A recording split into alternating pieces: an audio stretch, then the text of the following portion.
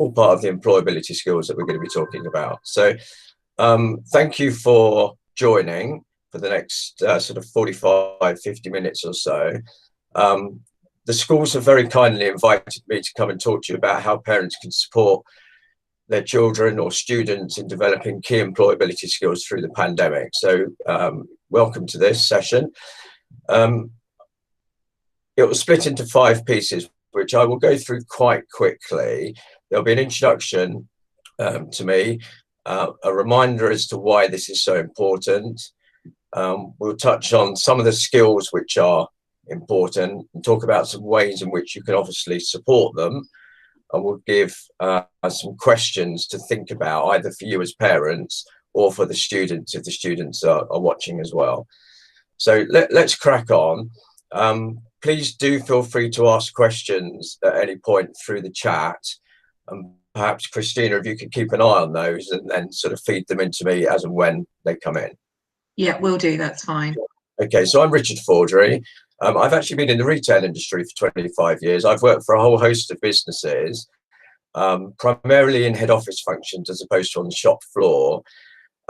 The reason that I have started Boost Life Skills as a training company is because I believe so strongly in people leaving education and coming into the workplace for the first time, needing to have the right employability skills. And over 25 years, I've hired and recruited hundreds and thousands of people, not just for their academic qualifications, but also for their personality, their employability skills, their traits and their DNA that they bring with them, their characteristics. And whether or not the sorts of roles that I've recruited in retail have required certain skills, it doesn't matter what sector you're recruiting for. A lot of employability skills, the basic skills, are required across every industry. So things like being well organized, being able to communicate, being able to manage your time, self-presentation. These are skills that cut across every industry. And it's it's the skills that complement the academic qualifications and achievements that the students are studying so hard for in school and then college and university. So I set up Boost. Retail as an industry is obviously changing dramatically. I decided a couple of years ago to set up a training business. So I founded Boost, which is trains employability skills. And we train into schools and colleges around the UK. And it's either on site or online. Now, clearly, COVID-19 has been a massive impact on our teenagers for a number of reasons. There's been a huge impact on schooling over the last 9 and probably over 12 months by the time we hit next spring, and whatever exam season any of your year groups have been in. There's clearly a huge amount of global and national uncertainty, and there is the economic impact on future prospects. So whether that's the decisions that these guys have got to make, or you've got to help them make, around staying on and doing sixth form, going to college, moving on to an apprenticeship, progressing to university, or going out to the world of work. Clearly, these are decisions not to be made lightly, but of course, the whole scenario has been massively made more complex over the last year or so.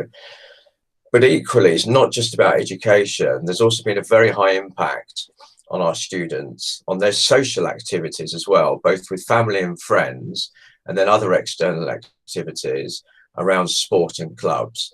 So of course, you know, no surprise, they are being hugely impacted. But equally, what I would say is the vast majority are also very, very resilient, and they're more able to cope with this than perhaps we give them credit for. I have a son at secondary school as well, so we're going through all of this sort of personally as well. But that doesn't mean to say that some of them will be struggling as a consequence. So we'll think about how we can support them as we go through this. So why are employability skills so important? Well, when recruiters recruit individuals to fulfill roles, they're not just looking at those academic qualifications. they are looking at the blend of the person and the academic skill set. And when we train into schools, we talk about getting a balance across the two. Imagine a seesaw that's loaded on either side with your softer employability skills on one side and your academic and technical skills on the other side. And that's where an employer wants to get a good balance between the two.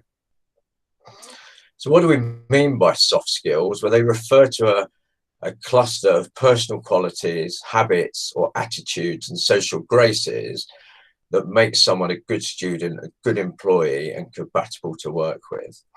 And of course, that final piece is really important for employers because they don't want to employ somebody and then have to spend many, many months and years developing them from a very, very low base. They want somebody that's partially developed already due to their upbringing, due to the nurturing they've had, due to their focus on developing themselves through their educational years.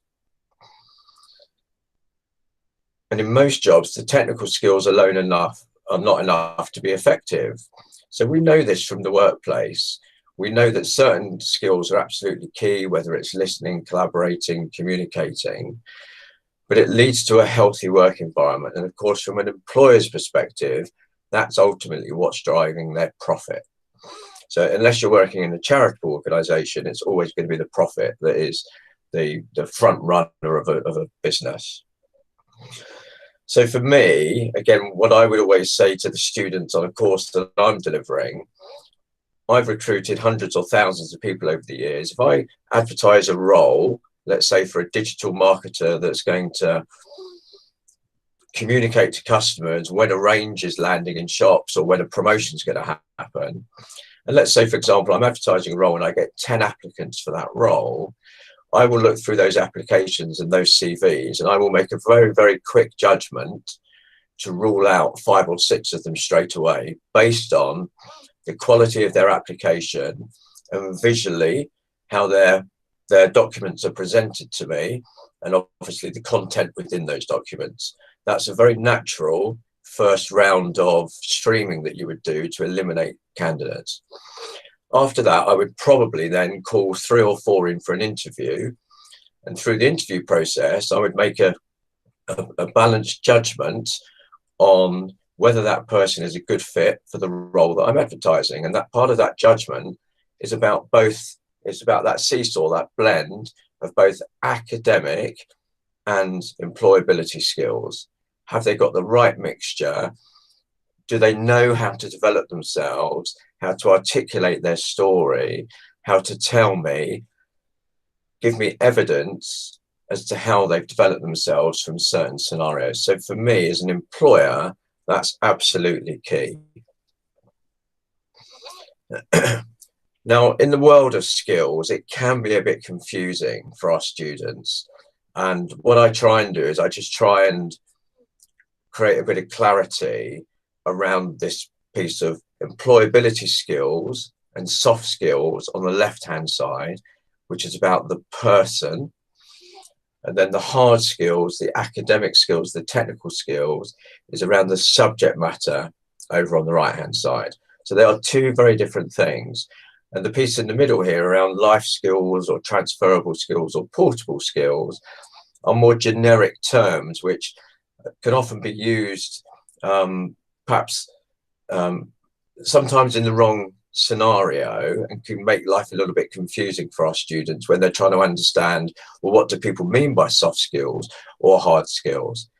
So trying to give them some clarity on that would be a very, very good tip from me to you, to be clear for them what you mean by softer employability skills compared to those hard academic and technical skills.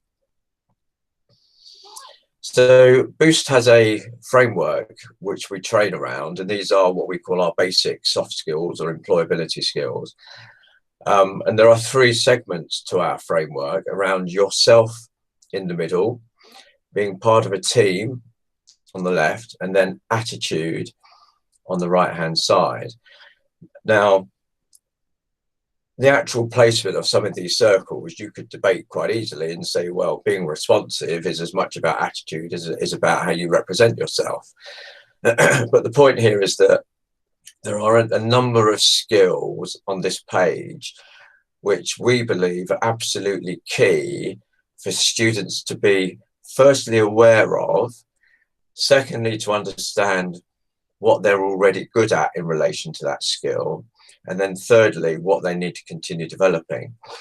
And continuing to develop is super important, because clearly that's how they're going to grow themselves. Some of this will happen naturally as they go into sixth form or sixth form college or an apprenticeship or off to university in later years. And of course, what we have to stress is that nobody is the finished article. Whether you're in your teenage years, your 30s, your 50s, or your 70s, you're developing all the time. And the important thing is to be aware of where you're up to and where your development needs are. So the skills which are going green are the skills which we train in the most frequently as employability skills. And I'm not going to talk in depth about these because we just simply haven't got time. Each one of these could be a half-day course. But the ones which I've highlighted in green are probably the ones that you would recognise as being the ones which are perhaps first base for our teenage students to get to a level of being able to represent themselves well in an interview, in a meeting, or in a situation where they have got to put themselves forward and not rely on somebody else. Okay. However, what we also go on to say is that whilst these skills are shown as individual circles, we do think of the skills as a bit more of a Venn diagram, a bit more of a mixture that makes up your DNA and your personality, because you don't use these skills singularly on their own. You will use them in conjunction with each other. So, for example, somebody that's highly positive has a good chance of also being quite resilient, and they may also be quite willing to learn as a consequence. So these skills go hand in hand with each other. Not all of them all of the time, but there's often a bit of overlap that makes the skill work for the individual. And this is part of their DNA. And people will either over-index on these skills, on some of these skills, or under-index on some of them. But that is the beauty of our students. They're all different and they've all got strengths and weaknesses, as have we. Okay. So what contributes to our soft skills? There are 4 factors really, and it's around the educational environment that our students are in. And of course, at the moment, that's a little bit more restrained than it would normally be. I assume in these schools, the students are currently operating in bubbles, either of classrooms or year groups, which probably means they're having very little interaction with other year groups. It probably means that a lot of school clubs have not been happening, and even school sport hasn't been happening, and trips beyond the premises. So clearly for the last 9 months or so, this has been a big impact for them at home.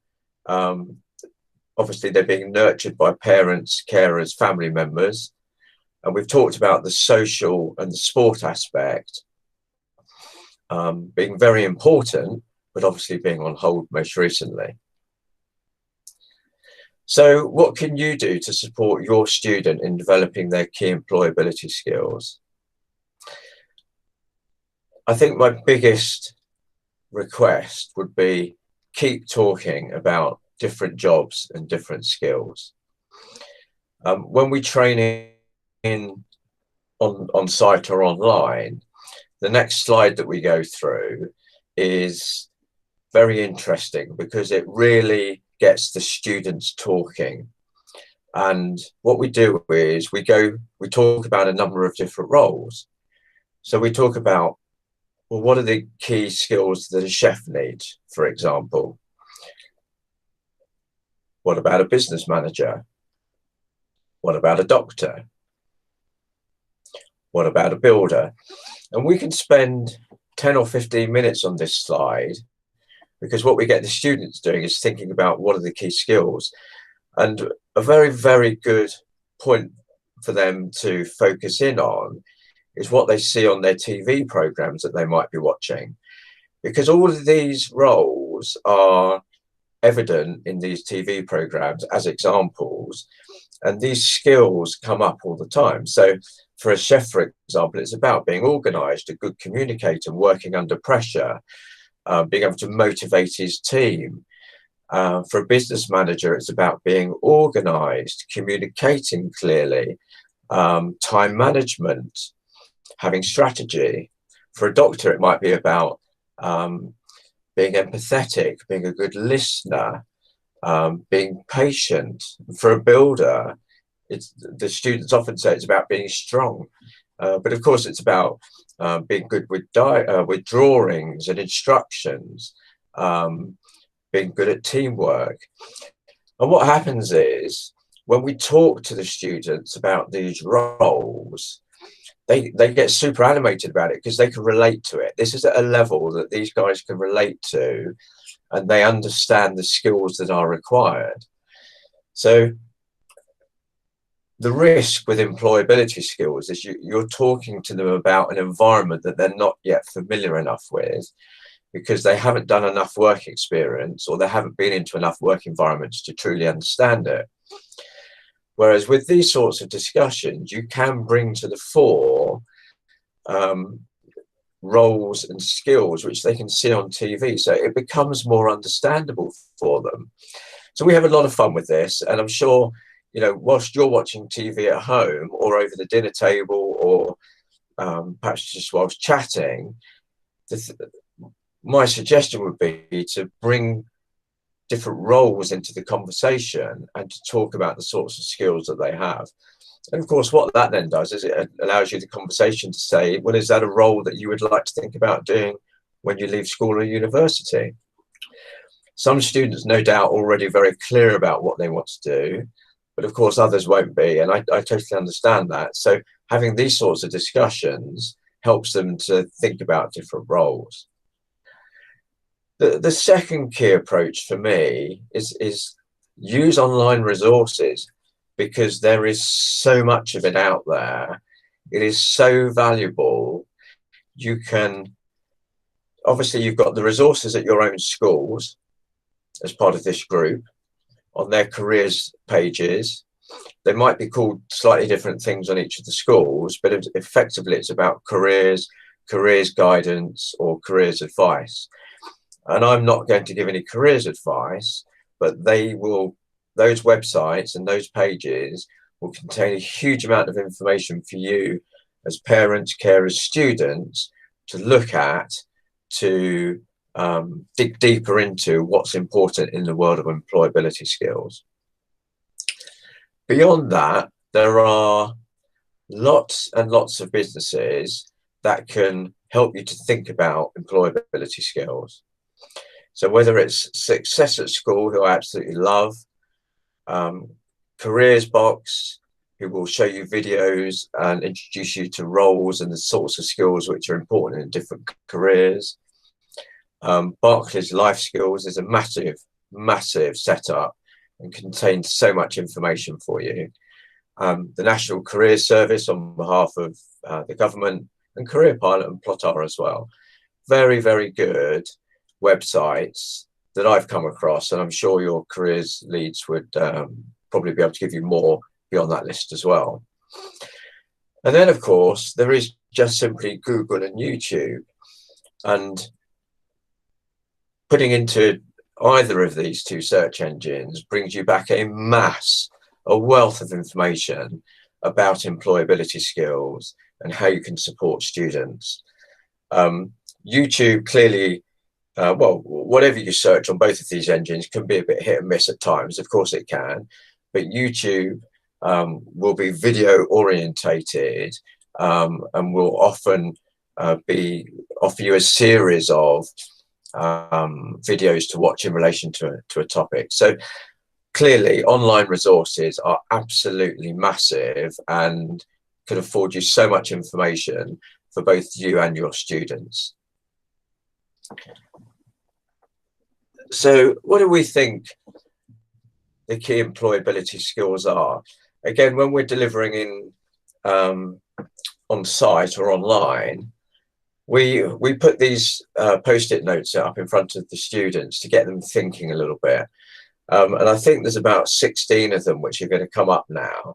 And these are the sorts of questions which we encourage the students to think about, not just whilst we're in the classroom with them, but actually whilst they're manufacturing their CV and their personal statement, and whilst they're thinking about what sort of career journey do they want to go on. Because if they know the answer to these questions, it will help them to figure out what they need to do about it. So, for example, the question, how can I become more motivated? Well, if they're a truly motivated individual, they have high levels of self-motivation, they're a self-starter, they're probably quite positive and optimistic, they're well organized, then actually, do you know what? They might be fine on that one. But if they suffer with communication skills, and perhaps they're not very good either with their written communication, their verbal communication, their eye contact, their body language, the pitch and tone of their voice, then that's something they need to dig deeper in and to discover what actions can they take in order to try and test out some different techniques, some different ways of communicating, getting feedback from people in order to develop that skill. So sometimes just asking themselves these sorts of questions helps them to think about where they need to develop themselves. So I'll just keep scrolling through these.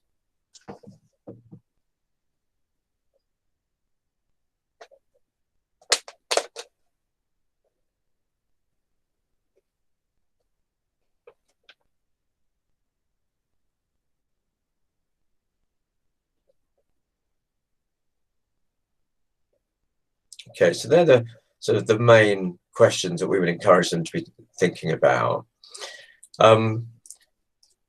Depending on whether there are lots or any questions that Christina can see, because I can't see the questions at the moment, I have got a deeper dive on 3 skills of self-motivation, organisation and resilience, which I could go into. Christina, do you want to just come in and advise me whether or not to move on? Sure. So there's no questions at the moment. I guess maybe if we, explore some of the other topics that you mentioned, and then maybe if there's, I don't know, 5 minutes at the end, people can ask some questions in the chat. Does that work? That's absolutely fine. So there's only 2 or 3 slides for each of these, so it's probably sort of 5 or 10 minutes max. So let me keep going through. Okay, so I picked excuse me, I picked out these 3 because, again, these are the ones that we train the most commonly for these sorts of age groups. So organisation. So we put up a series of pictures, and of course, depending on the eyes that you look at these pictures through, you will see the world slightly differently. And what we do is we talk to the students around, is this organised or is this disorganised? And what this starts to show you is that everybody's different. Everybody has a different view and a different perspective and a different starting point. Generally speaking, the 2 pictures on the left, people tend to say, well, the right version of those pictures is the neater of the 2. But of course, there's always somebody that says, well, that's how I like to be. The picture in the top right of the sort of the messy clothes, everybody understands that, the difference between those 2. The one in the bottom right-hand corner is fascinating because some people see this as being extremely tidy and other people see this as being extremely messy. So it just goes to show you that everybody's different and has a different perspective. And the question that we ask them is, do you really want to be disorganized? Because I don't think you do. I don't think anybody wants to be disorganized. So really then, what methodology can you use in order to make yourself more organized? And we show them this template, which is very common in the workplace, which was created by US President Eisenhower to group your tasks based on two criteria: importance and urgency. And I'm sure some people will be familiar with this. And what we do is we say to the students, right, you've got this list of things actually that is on your to-do list. Where are we going to put them? Are they not important or important? And are they urgent or not urgent? So what we're doing is we're giving them a tool in order to help them. And we talk about each of the items, but very quickly I'll bring them all into the screen in terms of where we would put them in the boxes. So of course, what it starts to help them to realize is that there is a way to become organized. And we would go into lots more detail. I mean, this course on becoming organized could be half a day, and we give them lots more tips and lots more tools. And that's what they sometimes need. They need a bit of guidance, a bit of framework to figure out how to become organized. Or there's the last one: food shopping for tea, not urgent, but important. So, you know, clearly you could argue about the placement of one or two of those things, but hopefully everybody would see the important, urgent things being overdue homework, revision for the test tomorrow, and tonight's homework. And the not important and not urgent would be catching up on Netflix, looking at holiday brochures if they still exist, and PlayStation time. So that's an example as to a technique that can be adopted. And we give them questions to consider. So are you naturally organized? What feedback have you had from teachers or parents and carers? Do you feel like you're in control on a daily basis? Are you regularly reminded or chased to complete tasks? Could you be better organized? What would this require? So it gets them thinking. And how much better could my overall performance be if I was better organized? Sorry, I went a bit faster. So you can see how we're asking them questions to get them to think about their level of organization or disorganization, so that they start to take control of becoming organized. And through any sort of workshop that we would do, they would have 5 or 10 minutes for reflection, where they could write some notes about what do I already do well in the world of organization, but what do I need to improve on? Now, I know as a parent myself, it's very difficult to get your own child or student to listen to you and to take action around these sorts of things. But of course, it's always slightly easier if somebody else tells them to do it. So the more that you can, I guess, find the right guidance online, either through the sorts of websites that I've shown you or through Google and YouTube, and show them those, it might just help to land it a little bit. So that was organization. The second skill was self-motivation. And this is a graphic which just shows a very common staircase that people go on, or a journey. And sometimes it's a bit of an emotional journey, which is around, they start at the bottom of the stairs saying, I can't do it. It's something new, I can't do it. Or it doesn't have to be something new, to be fair, it's just, I can't do it. But then actually the motivation starts to kick in. And hopefully it's self-motivation in a sense that they've made the decision for themselves, as opposed to somebody else has persuaded them or told them they have to do it. And they go around this journey of, oh, actually, do you know what? I can do it. I want to do it. But then they start to think about, well, how do I do it? I'll try to do it. And then they realize I can do it. I will do it. And they succeed. And this happens, believe me, on a daily basis, probably 10 times a day for every single person, whether you're a student or an adult.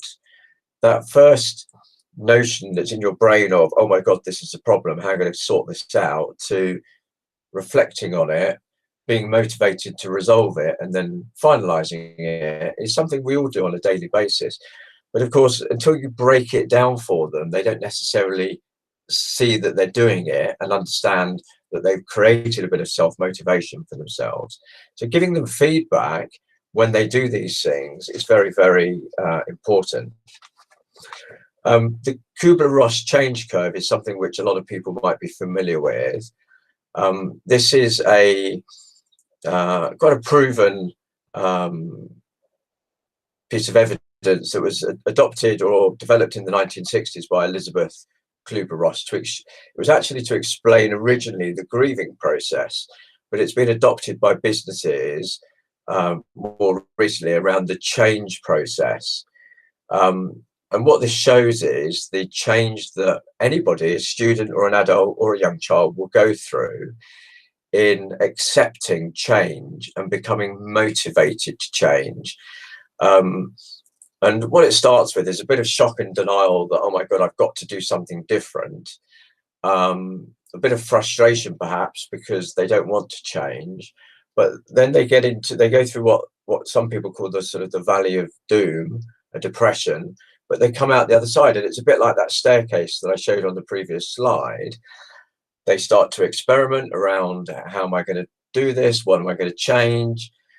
They make a decision and then they decide to integrate it and to get on with it. And then they start to succeed. So this is again, it's similar to that staircase, but it's a journey that people often go on. It's a bit of an emotional journey sometimes. It's more emotional and learning than it is physical. But again, our students becoming self-motivated, being resilient, accepting change, will go on this quite regularly. So questions to consider for them in the world of self-motivation. Let's get them thinking, well, how motivated am I? Could I be more motivated? What's standing in my way? How could I remove it? What's my goal? Do I need support to achieve it? Do I have a plan of action? What's stopping me make one? And for me personally, I'm an action-orientated person. So let's get on and make a plan. How are we going to sort this out? Let's create some self-motivation, because that creates positivity. It shows a willingness to learn. It shows you're organized. It kickstarts so many different skills. Could I achieve my goal faster if I tried something different? And then, am I dependent on anyone else, or will success or failure be down to me? So these are some quite hard-hitting questions that we're getting people to ask themselves. But what it does is it gets their mind working out for themselves what they need to do in order to become more self-motivated. And then the third skill, which we'll just go into, is resilience. And resilience has obviously been quite high on the agenda over the last 9 months or so because of the most difficult period that many people would have been through in their lives with the pandemic.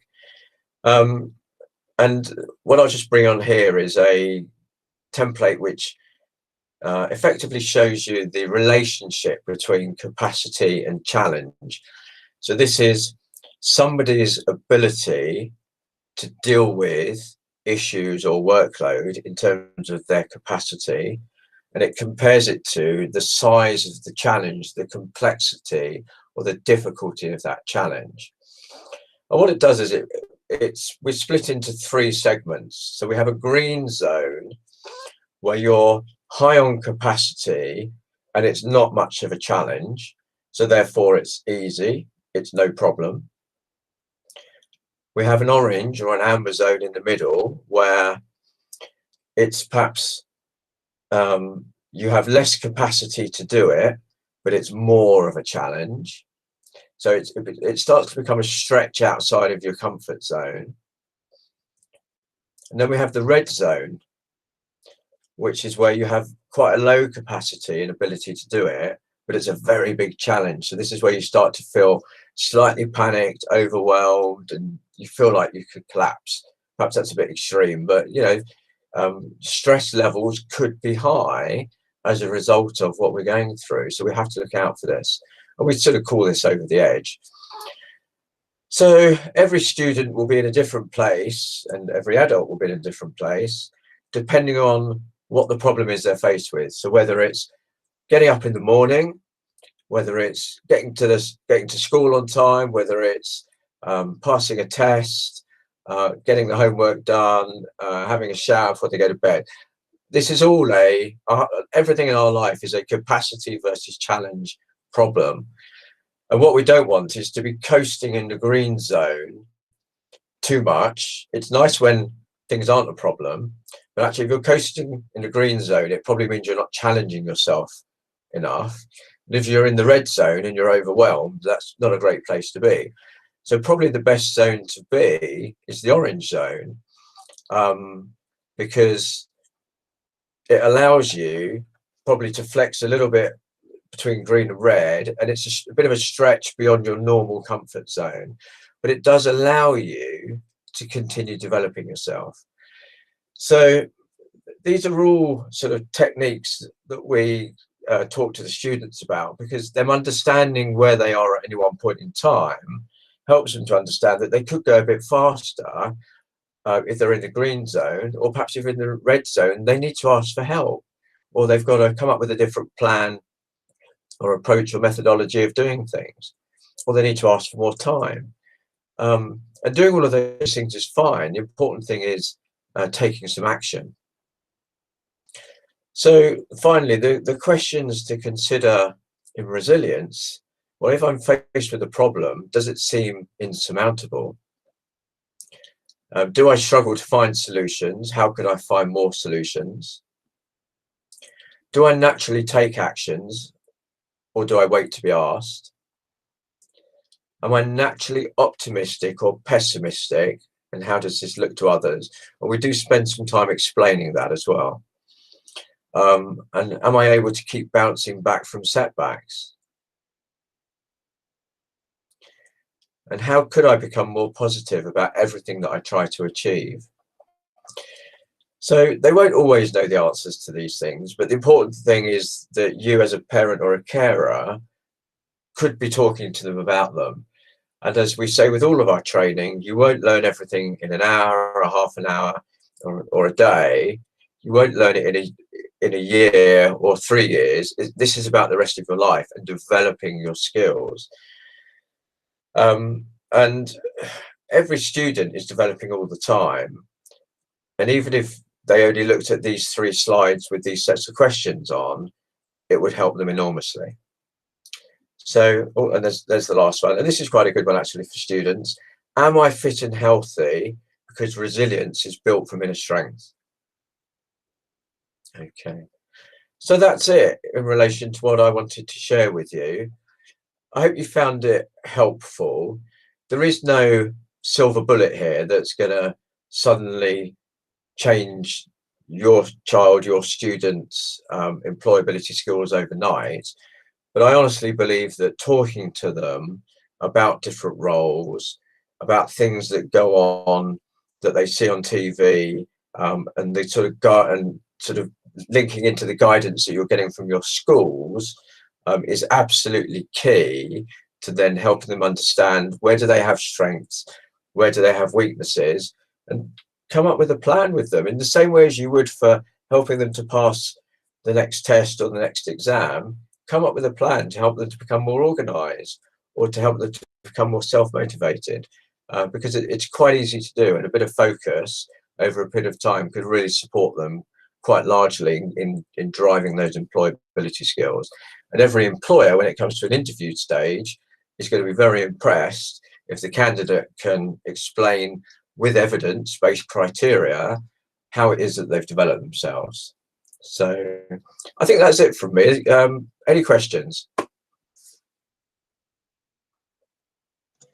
So if you want to use the chat box on the right hand side of your screen to ask Richard any questions, please feel free, or if you'd rather unmute, you can do that as well. So we'll just give them a few minutes for any to come through. Yeah, absolutely, of course.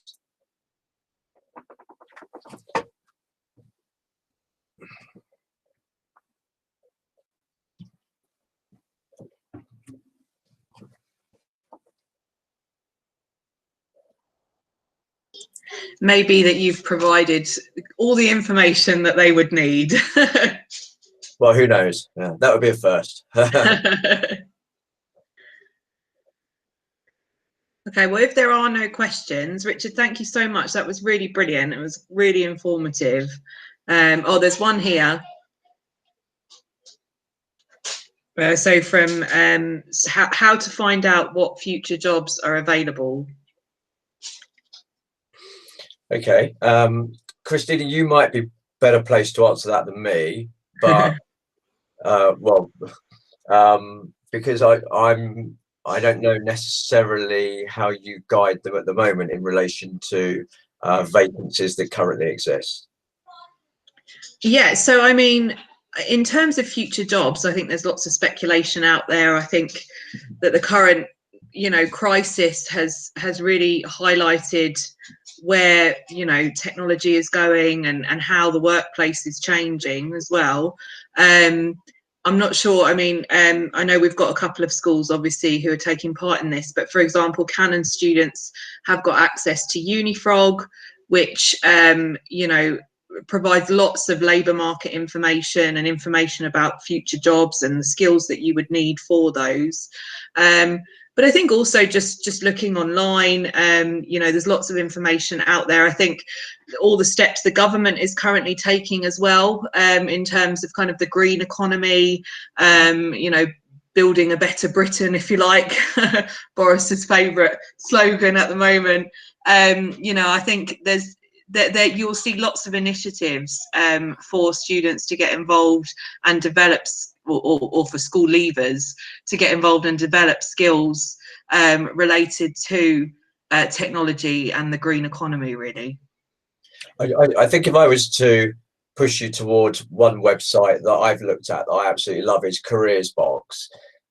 It's a whole series of films about different careers, and it talks about the skills required for each of those careers.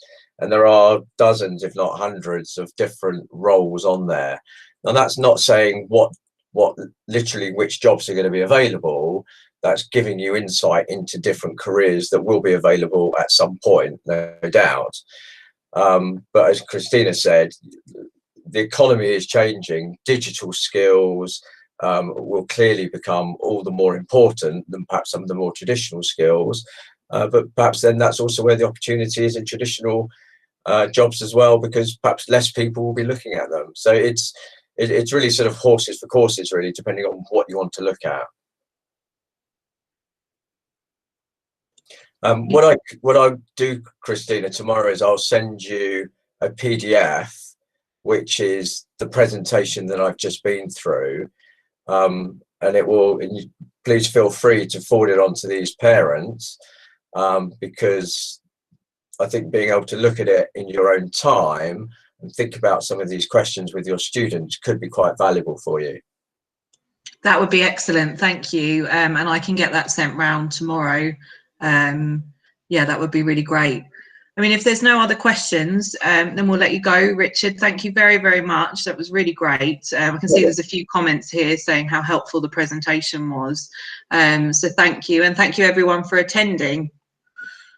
Okay, well, good luck everybody, and if there's any students online, then please do take heed of the advice. It's very important. Thank you. Have a nice evening, everyone. Bye-bye. Bye.